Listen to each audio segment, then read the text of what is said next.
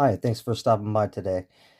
Today I want to talk about dyes versus stains and what works better for you. Do you know what the difference is between dyes and stains? It's okay, I didn't either. Dyes can get deep down into the fibers of the leather, deep down and penetrate real deep, especially the alcohol-based ones. Uh, while stains, they only hit the surface.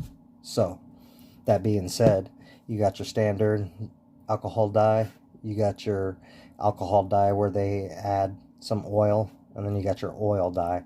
I'm a huge fan of the EcoFlow oil dyes.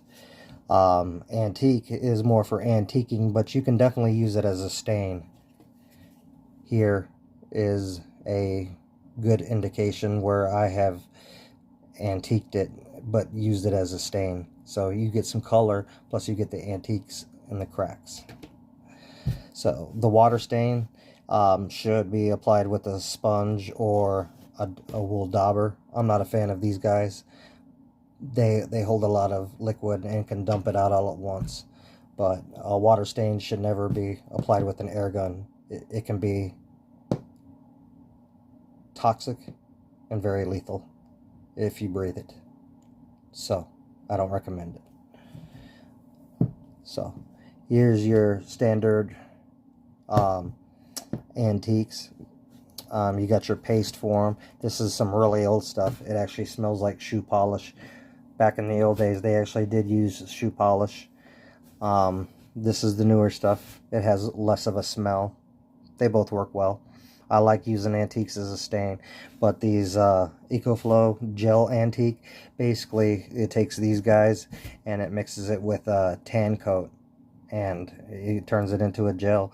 I like working with the gel better personally. It's easier. It doesn't, when it flexes, it doesn't fall out of the cracks or your stamps. So, also, like I was saying, with these wool daubers, most people apply dyes with that. I'm not a fan of it personally.